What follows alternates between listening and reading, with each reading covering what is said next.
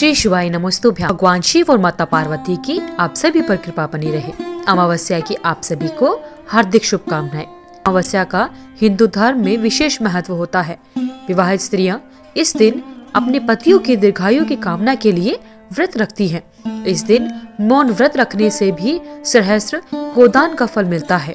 शास्त्रों में इसे अश्वत्थ प्रदक्षिणा व्रत की भी संज्ञा दी गई है। अश्वत्थ यानी पीपल वृक्ष। विवाहित स्त्रियों द्वारा पीपल के वृक्ष को दूध, जल, पुष्प, अक्षत, चंदन से पूजा करती हैं और वृक्ष के चारों ओर 108 बार धागा लपेटकर परिक्रमा करने का विधान है। और अन्य परंपराओं में भंवरे देने का भी विधान होता है। धान, पान और खड़ी हल्दी को मिलाकर उसे विधान पूर्वक तुलसी के पेड़ को चढ़ाया जाता है। इस दिन पवित्र नदियों में भी स्नान करने का विशेष महत्व समझा जाता है। कहा जाता है कि महाभारत में भीष्म ने युधिष्ठिर को इस दिन का महत्व समझाते हुए कहा था कि इस दिन पवित्र नदियों में स्नान करने वाला मनुष्य मृद, स्वस्थ और सभी दुखों से मुक्त होगा। ऐसा भी माना जाता है कि स्नान करने से पितरों की आत्माओं को शांति मिलती है। तो आइए भक्तजनों सुनते हैं अमावस्या की व्रत कथा। पौराणिक कथा के अनुसार एक राज्य में एक गरीब ब्राह्मण रहा करता था। उस ब्राह्मण के पास पैसों की बहुत कमी थी।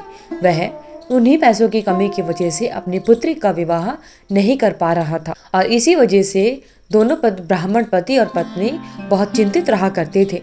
अपनी गरीबी से परेशान होकर एक दिन ब्राह्मण दंपति ने एक साधु से उपाय पूछा। तो साधु ने बताया कि पास के गांव में एक धोबिन रहती है और जो अपने बेटे और अपनी बहू के साथ रहती है।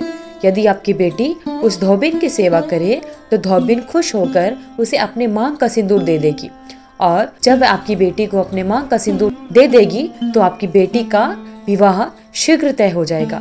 यह सुनकर कन्या धोबिन के घर जाकर सारा काम करने लगी और इसका पता धोबिन व उसकी बहू को नहीं चल पाया।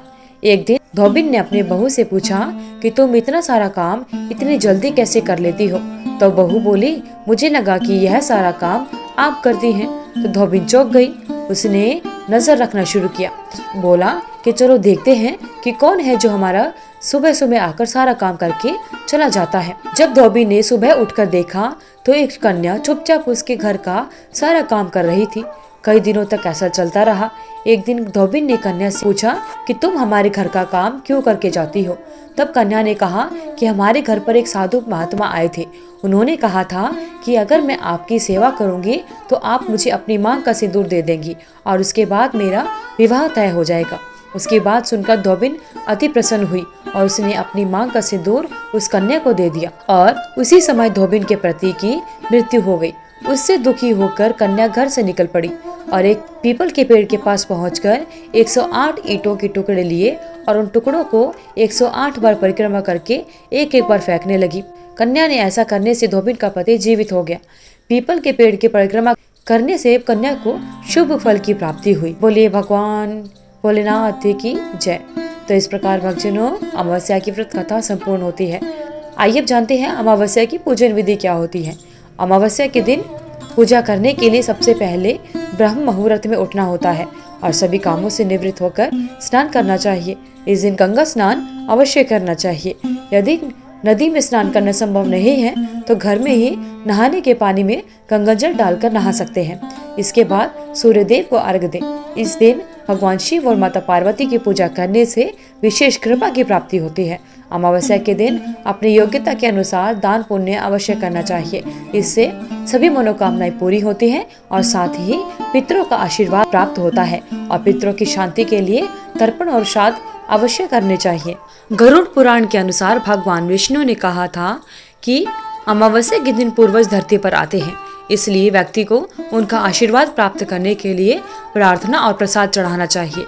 वहीं कुछ लोग अमावस्या पर व्रत भी रखते हैं। मान्यता है कि उपवास करने से व्यक्ति के पिछले सारे पाप धुल जाते हैं। अमावस्या व्रत रखने से व्यक्ति को सफलता, समृद्धि, स्वास्थ्य, धन और प्रेम की प्राप्ति होती है।